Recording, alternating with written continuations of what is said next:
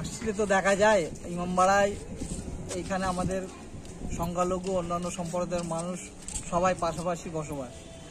আমরা 30 দিন যে রোজা রেখে আমরা যে ঈদ উল ফিতর, কালকে আমাদের ঈদ, বড় উৎসব একটা, সেই ঈদে আমরা এখানে সবচেয়ে বড় কথা হচ্ছে আমরা সম্প্রীতিভাবে এখানে সবাই, শুধু মুসলিম না, এখানে আমাদের আরও যা আদার্স যারা কমিউনিটি আছে, সবাই মিলে এটা করেছে। শুধু আমরা মুসলিমরাই শুধু করিনি, সবাই মিলে যে আমরা এই বর্তমান সময়ে যে আমরা সম্প্রীতির যে একটা রাখতে পেরেছি, এটা আমাদের কাছে খুব আনন্দের বিষয়। আমরা চাইবো আগামী দিনেও আরও ভালো করে সবাইকে নিয়ে, জাতি ধর্ম নির্বিশেষে সবাইকে নিয়ে এরকম যাতে আমাদের ইমামবাড়া সেজে উঠুক, আমরা সেই চেষ্টা করব। আর একদম তো প্রথম জায়গা থেকে একদম শেষ প্রান্ত ইমামবাড়া চত্বর আলোর রোশনাতে সেজে উঠেছে। এটা আমরা করেছি। আগামী ইয়েতে অন্য উৎসবে, নানা উৎসবে সেজে ওঠে, অনেক আমাদের চন্দননগরও আছে, আছে সেজে ওঠে। আমরাও চেষ্টা করছি। এইবারে আমরা এই পুরো ইমামবাড়া অঞ্চল গোলঘাট থেকে নিয়ে আমরা ইমামবাড়া ডিএম বাংলার কাজ পর্যন্ত যে করেছি, আগামী দিনে আরও যদি ভালোভাবে বড়ভাবে করতে পারি সেই উদ্যোগ আমাদের থাকবে।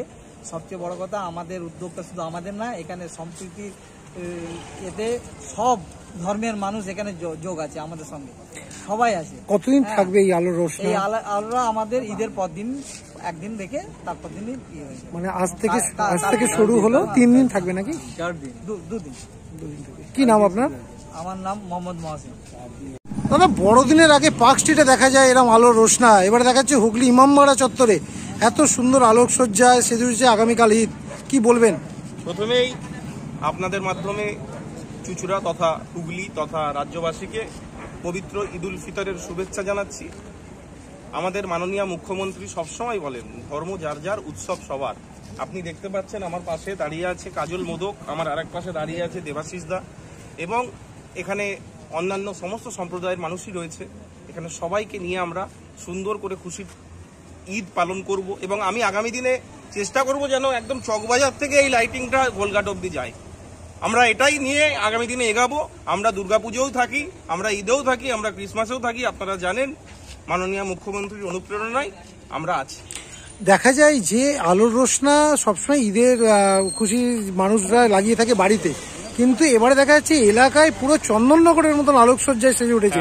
কি বলবেন? চন্দননগরের মতো আলোকসজ্জায় সেজে উঠেছে। সুজিতদা অনেক সুন্দর সাজিয়েছে, এবং পাড়ার লোকেরা সমস্তভাবে সবাই নিজের যতটুকু পেরেছে দিয়ে কন্ট্রিবিউট করেছে, করে এত সুন্দর করে একটা অনুষ্ঠান আমরা উদযাপন করতে চলেছি।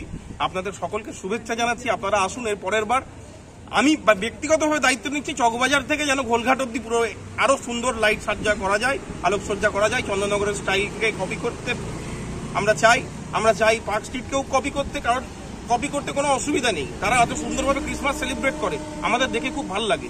তাই আমরাও ঈদটাকে এইভাবে পালন করতে চাই। সকলে ভালো থাকবেন। কতদিন থাকবে এই আলোর রোশনা? আগামী 2 দিন থাকবে। মানুষ কি দেখতে পাবে এরকম আলো? হ্যাঁ, মানুষদের কি বার্তা দেবেন আগামী? এবং আমরা সব থেকে বড় কথা হচ্ছে সাধারণ মানুষদের জন্য আমরা একটু খেজুর, একটু শ্রীময় আর একটু ঠান্ডা পানীয়র ব্যবস্থা রেখেছি। তারা যখন ওখান থেকে যাবে, কালকে আমরা ওটা দেবার একটা পরিকল্পনা আছে। আপনাদেরকে আমন্ত্রণ রইল, আপনারা আসুন আমার এলাকায়। কি নাম আপনার? কাজী ইমরানুল হক, আইনজীবী।